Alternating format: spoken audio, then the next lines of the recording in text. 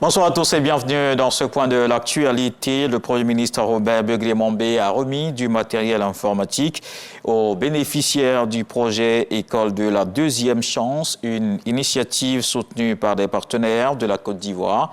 Ce projet vise à former des jeunes au métier des technologies de l'information et de la communication. Il concerne ceux qui sont non diplômés ou en reconversion à Abidjan et Sinématiali dans le nord du pays.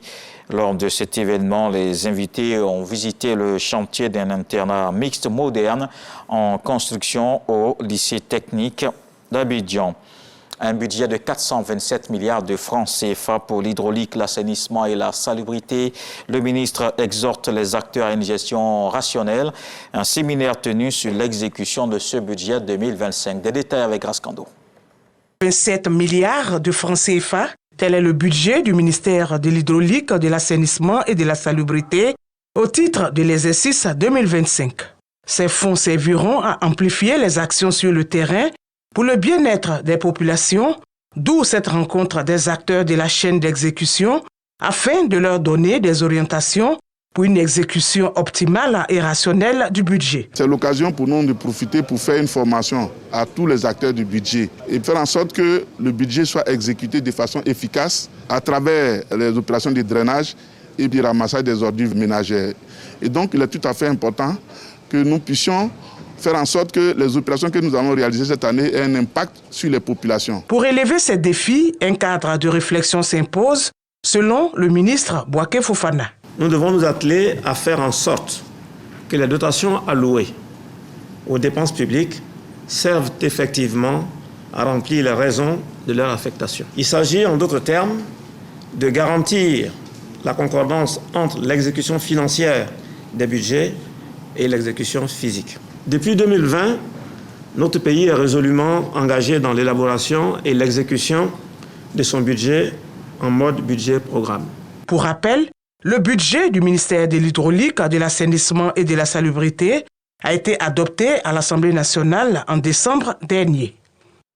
On parle de réinsertion sociale à présent. Ils sont nombreux les parents qui tentent de trouver une solution au comportement déviationniste des enfants difficiles, parfois presque associables, mais rien n'est perdu. Ils peuvent toujours se ressaisir et s'insérer dans la société. Le centre Onésime leur offre une opportunité de prise en charge psychologique et sociale.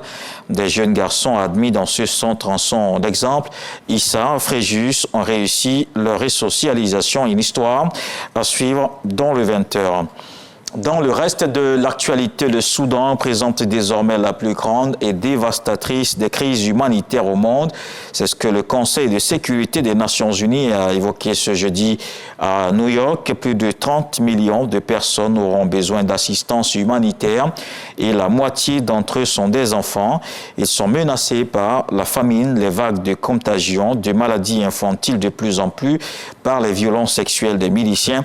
Le milieu humanitaire dénonce et interpelle, le conflit peut tomber dans l'oubli et que la communauté internationale ne se sente plus concernée à cause des violences. MSF a dû stopper le mois dernier toutes ses activités dans le camp de déplacés de Zamzam, pourtant frappé par la famine.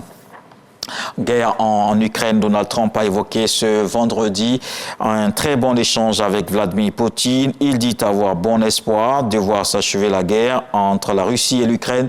Dans un message publié sur Truth Social, le président américain a appelé son homologue russe à épargner la vie de milliers de soldats ukrainiens sur le front. Steve Witkoff, l'émissaire spécial de Donald Trump, s'est rendu ce jeudi à Moscou pour présenter aux Russes le plan américain d'une trêve de 30 jours en Ukraine.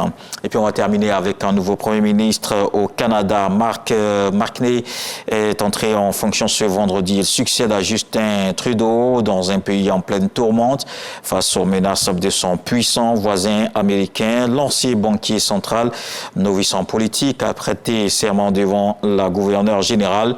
Elle représentait le roi Charles III, chef d'État du Canada, lors d'une cérémonie dans la capitale d'Ottawa. Marc Marquet n'a pas précisé quand il compte dissoudre le Parlement et déclencher les prochaines élections fédérales. Le successeur de Justin Trudeau a voulu marquer une rupture claire avec seulement 23 ministres nommés. Voilà pour le point. On se retrouve à 20h pour la grande édition. À suivre maintenant les infos régionales.